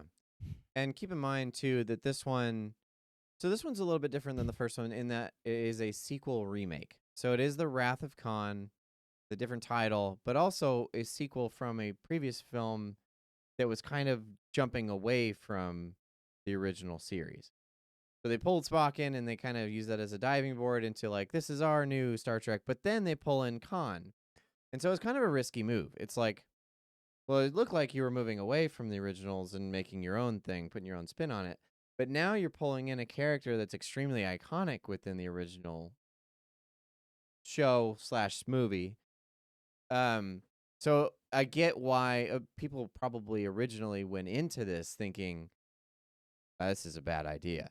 Like, why would you do a remake of Wrath of Khan? Because everybody loves Wrath of Khan. To be fair, it's a great movie. Yeah. But yeah, so it provides the low moments. It provides some more connection with the old ones, and also Khan is an extremely compelling antagonist, especially when you have someone like Benedict Cumberbatch providing the role. Yeah. And so I understand why he did it, because he's like, well, why wouldn't I? I mean, Yeah. it's Khan, it's an iconic villain, but also I got Benedict Cumberbatch to do it. Like that's so. In the contrast between him and Kirk was a really compelling narrative throughout the film. So I thought that was really good. Same thing with Spock, because it provides some character development for him as well. But yeah, I think I agree with you. I really like this one as well. I thought it was a pretty strong entry to the franchise, like especially as they were developing it. And unfortunately, this continued after the third film. I thought that there was going to be a bunch of these movies, but I think they're trying to do one more, but it's just kind of in limbo right now. well, the third one wasn't even done by Abrams. I don't know if the fourth one would be, but yeah. So actually, one point I think that is interesting too is that if you look at the first Star Trek, which had Nero as the villain, and like we said, he's not that great. I mean, he's not horrible, but he's just all right. But he's not really the focus. And in your second entry, the villain is going to be the focus, or they're going to have take a really predominant role. Yeah. So you can't have a lackluster villain.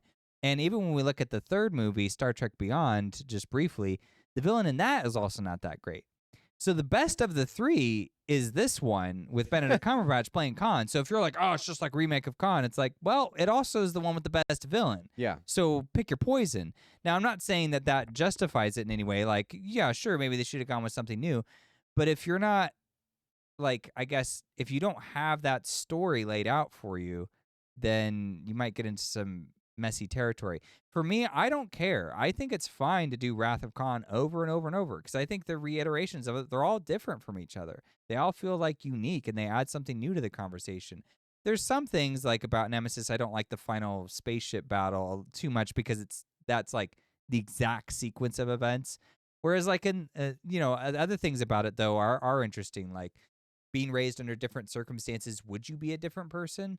And it raises that question and interrogates it a little bit. So like Nemesis loses some steam in the latter portion of it, but for the most part, I think a lot of it's pretty compelling.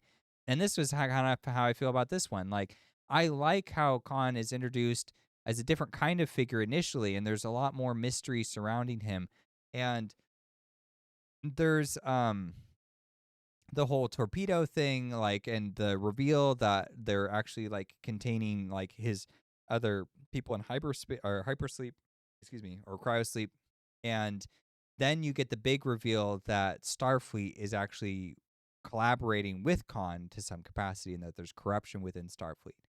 Now, this is a point that some people don't like because they feel like it's too political and it's trying to make a point about the U.S. involvement in foreign wars, which is more pertinent for the time in which this movie came out. I forget the exact year, but it's like 2012, I think, something like that. Something like that. But so here's the thing, though. Star Trek has always been political. I don't know where they got the idea that Star Trek would not be political. I mean, the very nature of the original show to cast like all different races of people and women in like predominant roles in the show, that is a political move. And the whole point about it is it's like he was making the statement that this is the future. Humanity has solved its problems with itself. And we've just rallied behind this cause greater than us. So I'm like, that's an inherent political statement.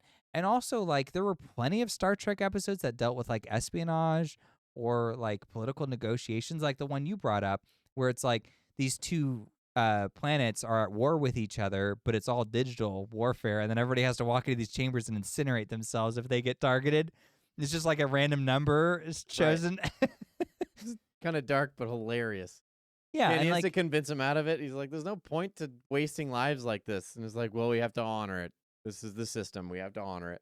yeah, there's even like episodes where like there's like this weird cult that like worships the Constitution of the United States or something like that's that. right. I can't remember the exact context. It's always really weird. It comes out of left field.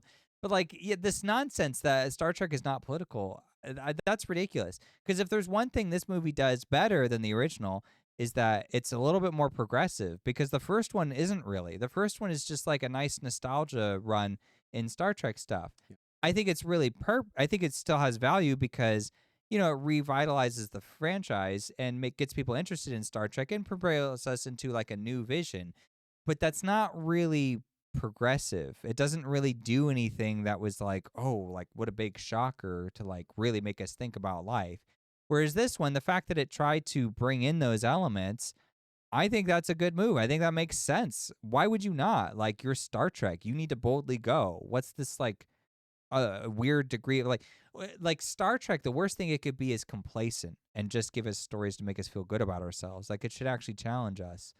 So Yeah, I don't that's know fair. about that. But then it also brings up an interesting point, because the way that he's introduced is that Khan and his torpedo mates, they are relics of a time past, right? So they don't exist in the universe that allows Starfleet to be utopic. They come from a time where war was something, right? Because he's a super soldier, along with all of his other companions. So within that, it almost plants a seed when he's discovered into one of these Starfleet commanders that like maybe this isn't a bad thing to have, right? It's like nuclear deterrence is, well, if we have this, it'll prevent other people from starting war. And in his mind, it's like, well, we had these instances like with Nero, where we had warlike people come against us and wiped out a bunch of our like new cadets and a bunch of our fleet, because we didn't know we were going into conflict. We were going in with good intentions, but because we didn't have any kind of deterrence, they caught us off guard. Mm-hmm. So why wouldn't we have some warlike measures in effect to make sure that something doesn't sneak up on us? Because we don't know what this universe is. We just know that it's big and it probably houses all kinds of stuff we don't understand. So in his opinion, it was like, well, having deterrence from this superior mind, superior super soldier isn't a bad thing, but he was manipulating the super soldier. So not only were they taking this idea of where utopia could have this kind of infiltration of corruption, but also they were giving a new twist onto Khan, because Khan in the original was this stranded warlord, essentially, who Mm-hmm. eventually got off and took his revenge against Kirk. This one is someone who's being manipulated by a Starfleet commander who just happens to get into conflict with Kirk because Kirk has a problem with that concept. Yeah. And so it's progressive in the values that it presents, but also in Star Trek itself, because it's a different take on that narrative. Yeah. If there was ever a franchise that had a justification to get involved with contemporary politics, that would Star be Trek Star would be it. Trek. Yeah. Yeah. So I just firmly disagree with that point, and I think you were right. I mean, the other thing is, contesting with the fact that it's a direct remake.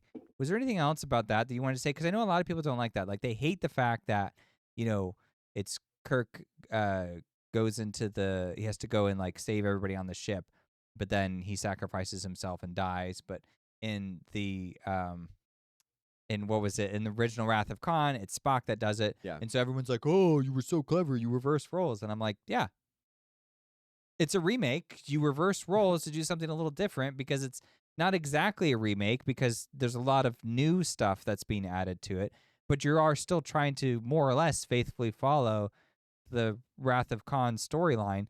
So I don't see what the problem is with that. That just seems like a fresh version of it, and it actually fit in this movie based on the way they'd written the story. What am I missing here? Why is this a problem? Is it a member berry thing? Is that why it's bothersome? I suppose it could be boiled down to that. I think that's an oversimplification of a critique method. Um. Okay, Did so you have a problem with that, or no, but I also I didn't have the lens of Star Trek. Like I hadn't seen the Wrath of Khan beforehand. I didn't know the extent of Star Trek. I had a Next Generation foundation, so like there's nothing to do with any of this. But I was a Star Wars fan. So what I knew was that Star Wars might have been getting some kind of attention. Now, I didn't know how or why because it wasn't until whatever that was. Oh no, actually Disney might have bought it by then.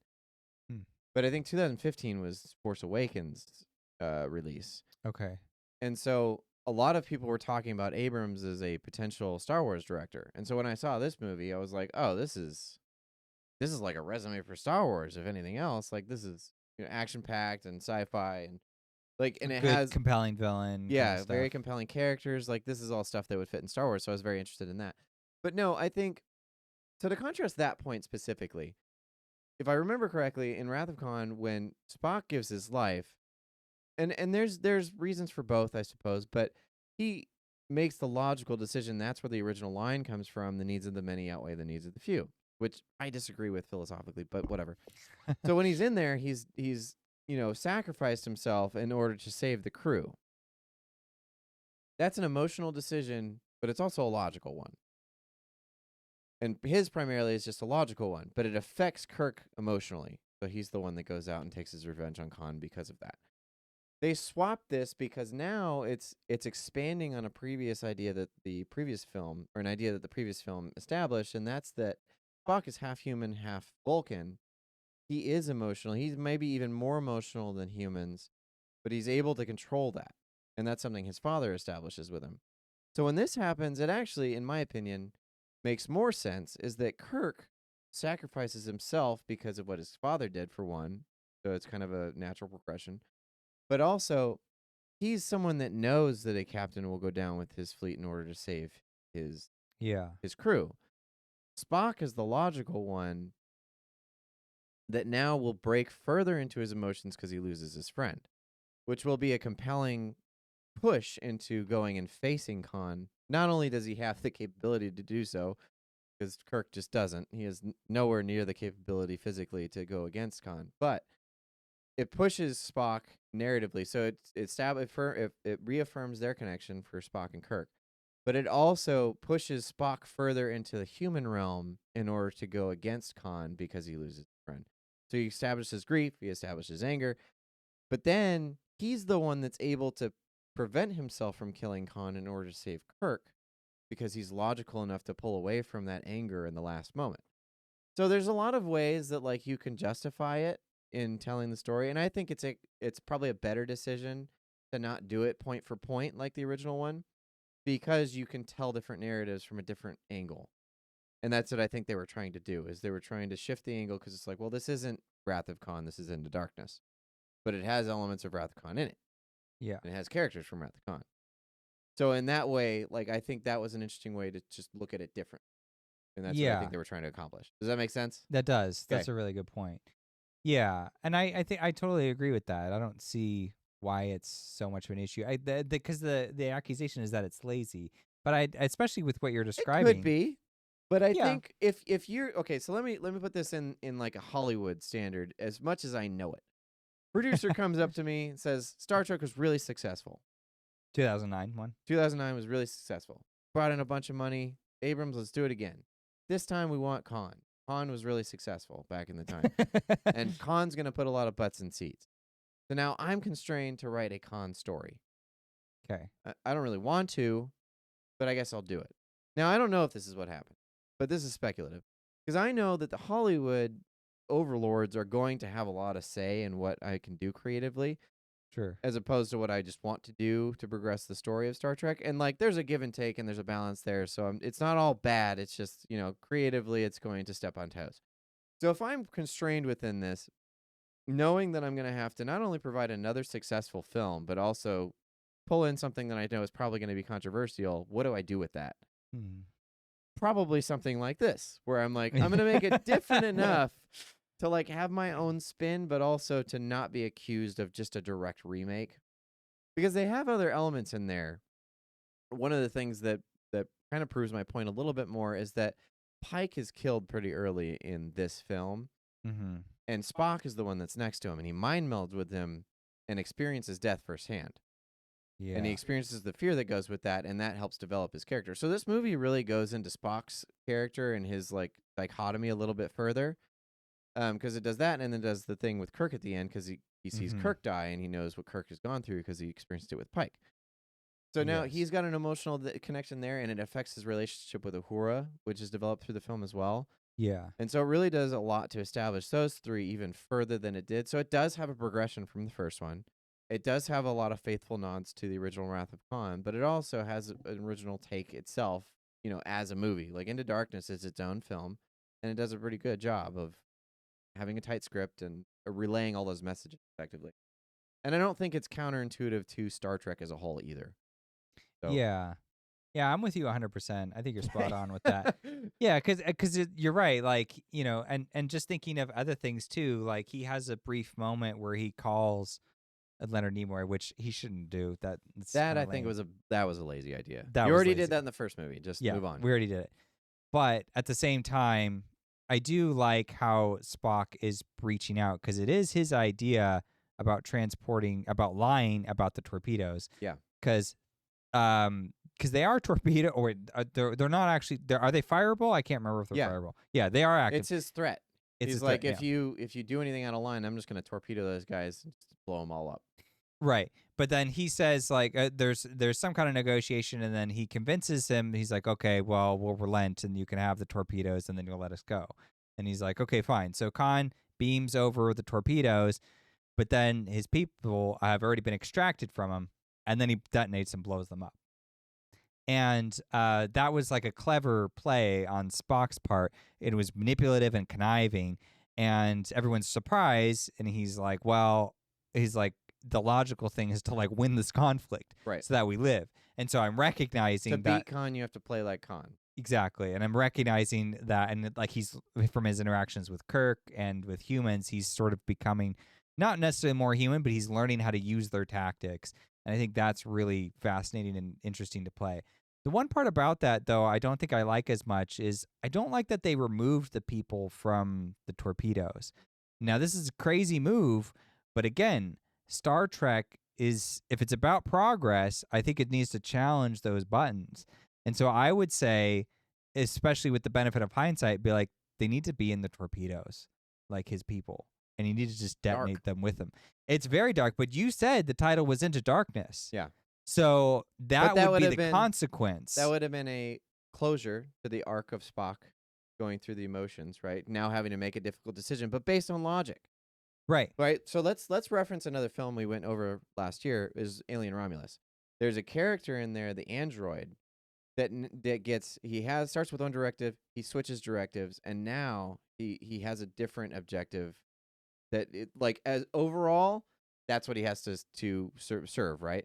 But moment by moment, he can do things that not necessarily deceive, but make people think that his he doesn't have to reveal his objective. But within that, there's things that he can do to continue making people believe that he has the original directive.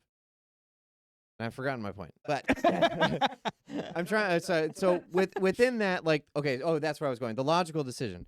So Spock has to battle with the logical decision and the emotional decision of giving those people up.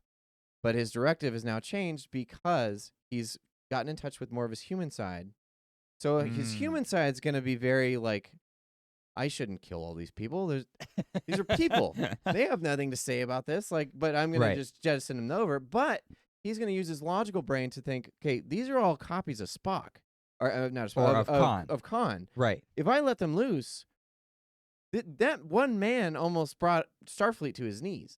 Right. If there's 50 of them loose, I don't know what we can do about that. We're going to lose. So his prime directive now has to conflict between the logic and the emotion. Exactly. And so at that point, you're going to come to that conclusion of well, do I just go with the logical conclusion and deal with the consequences later? Or do I risk what this could be, pull them out, and potentially let them get loose at some point? Because it just took one Starfleet commander figuring out what Khan was to start using him as a weapon. Right. What happens when Starfleet wants to use the rest of them for whatever purposes they might have? It might not be warlike, but one of them gets loose and frees the rest of them, we got a problem. Right. They could probably destroy whatever, however much. Exactly. Yeah, and I mean, even if it wasn't so much a choice, let's say they didn't have the ability to get them out of the pods, they couldn't figure it out. Sure. And it's so your choices are either they die with him or we keep them and we all die, potentially. Yeah. Now, I think that's... Needs of the many, needs of the few. Exactly. Now, I think that choice would have been more palpable for, executives, so they could have gotten the screenplay okayed with that. But either way, there needed to be that darker consequence to it. I think it would have been an even more controversial move that I think people probably would have pushed back on. I think they would have been you made Spock or our beloved Spock and Kirk do something. Yeah. Murderers. Yeah, they did something terrible. And I think that would be an instance where you could stand on the principle, be what are the principles of Star Trek? Sure. What are the principles of Spock? What are the principles of Spock? Yeah. And what would be the accurate portrayal of having to deal with these harsh these conflicts that the Starfleet always gets itself into? I mean, their whole goal is to get into these conflicts. And obviously they're supposed to be utopic and they want to be that and they strive to be that.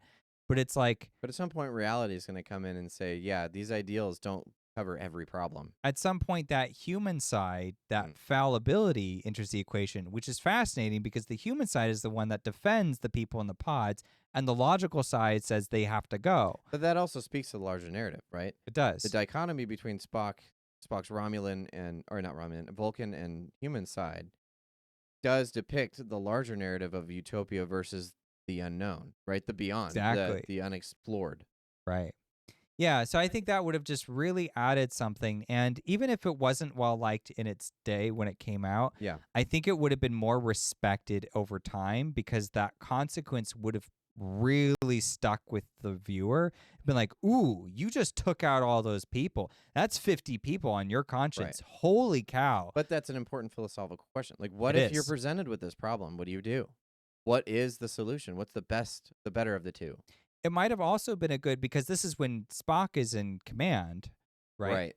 And so it might have been interesting to have Spock come away with that because Spock usually when he's in command, he doesn't like it. And he tries to backpedal and get out of being a Starfleet commander. Right. He does not want that responsibility. There's one of my favorite episodes in the show is when they go survey this planet, but then they crash land, and Spock is there, and he has to like manage everybody. And there's this indigenous life form, or this indigenous people or whatever. They're like caveman creatures, and they're just a threat, and they just want to kill them.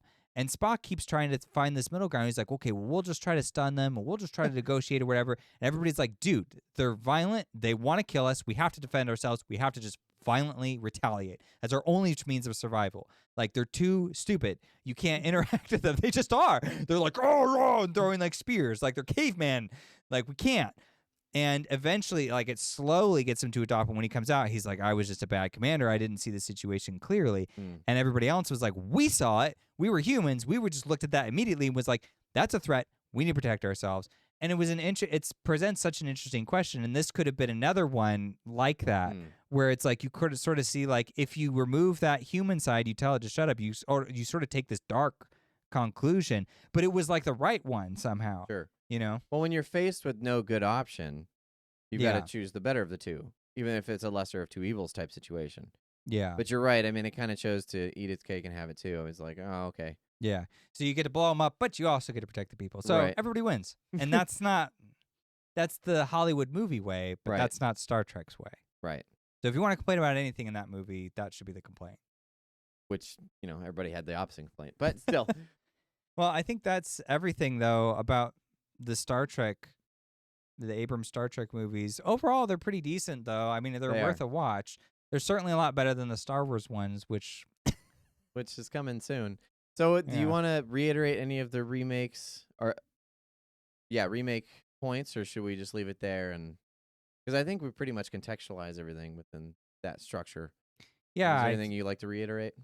I suppose if I'm put on the spot, I would just say, like, they recapture Star Trek, and if you could do like a percentage scale, I would say they got like 85% on the mark, and that's pretty decent. And so for that, they're definitely worthwhile. And I will say this too, and this is something I'm going to talk about more with Star Wars, is that there's something to be said about time and culture. And when these movies released, they were released at the right time and in the right cultural environment, where they sort of communicated very clearly, like, hey, Star Trek does not have to be so bogged down by the TV shows that have come before. We can retell the story and have exciting Star Trek adventures with a fresh cast and a fresh style of filmmaking. Star Trek is big enough to include that. And, despite its, bumps and hiccups along the way, for the most part, I think they succeeded in that. And that doesn't really work for Star Wars. And that provides for a larger narrative of remakes versus sequels, which we'll explain in the next episode. Stay tuned. Thanks for joining.